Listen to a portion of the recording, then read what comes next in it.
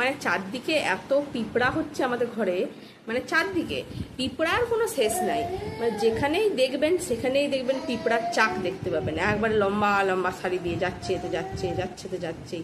মানে কখনো কখনো মনে হয় মানে আমরা যে ঘরে আছি মনে হয় যেন ওদেরই ঘর, আমরা এসে আছি, ওরা আমাদেরকে কষ্ট করে থাকতে দিয়েছে, মানে আমাদের ঘরে ওরা নাই, এরকম মাঝে মধ্যে মনে হচ্ছে।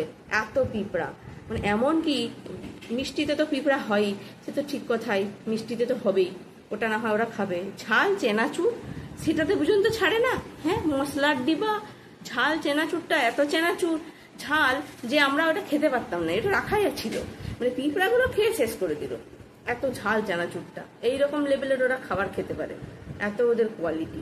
এমনকি ফ্রিজটা কদিন ধরে দেখছি লাইট জ্বলে নাই ভিতরে, বাবা আমি ভাবলাম কি হলো, কি না কি ফল্ট হয়ে গেল।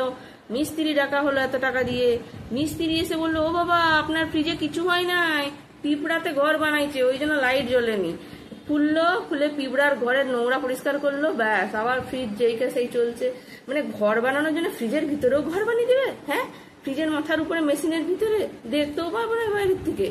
এমন সব পিঁপড়ার অবস্থা, মানে যেখানে দেখছি সব দেখছি মার্চিং করে করে যাচ্ছে তো যাচ্ছেই সে সোলজারদের মতো একবারে। কি অবস্থা, যেখানে পাচ্ছে সেখানে ঘর বানিয়ে নিচ্ছে। ঘর বানানোর জন্য এদের ভিটামাটির কিছু দরকার নাই, যেখানে পাবে সেখানে ঘর বানিয়ে নিবে। মানে দেখাচ্ছি আপনাদেরকে কিভাবে ওরা ঘুরে বেড়ায় ঘরের মধ্যে। দাঁড়ান দেখাচ্ছি। পিঁপড়ার শাড়ি সব লম্বা লম্বা হয়ে মার্চিং করে যাচ্ছে, কি সুন্দর একবারে মাথা তুলে ডাঁটের সঙ্গে যাচ্ছে, একদম ডাঁটের সঙ্গে। ওদেরই ঘর, এটা ওদেরই ঘর, একবারে অহংকারের সাথে চলছে, লম্বা লম্বা শুধু লাইন দিয়ে।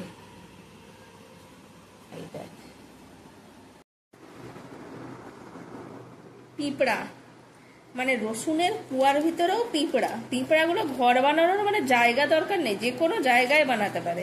মানে এটা ভাবা যায়, মানে রসুনের কুয়ার ভিতরে পিঁপড়ার ঘর বানাচ্ছে।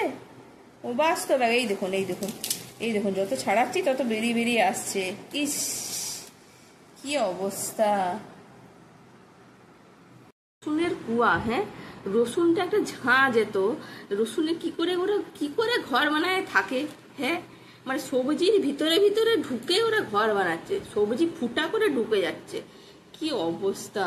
আগে তো জানতাম মাটিতেই ঘর বানায়, এখন সব সবজি পাতি জামা কাপড় চাদর বিছনা কোথাও বাদ নাই, সব জায়গা একবারে ওদের আয়ত্তের মধ্যে হয়ে গেছে। এবারে মনে হচ্ছে সব নিয়ে ঘুমে ঘরে সব দিকেই এবারে শুধু পিঁপড়াই দেখতে পাবো। মানে এত বেশি দেখে মাথা খারাপ হয়ে যাচ্ছে একবারে। এমন অবস্থা দুনিয়াটার, হ্যাঁ মানুষ প্রজাতি মনে এবারে শেষ হয়ে যাবে।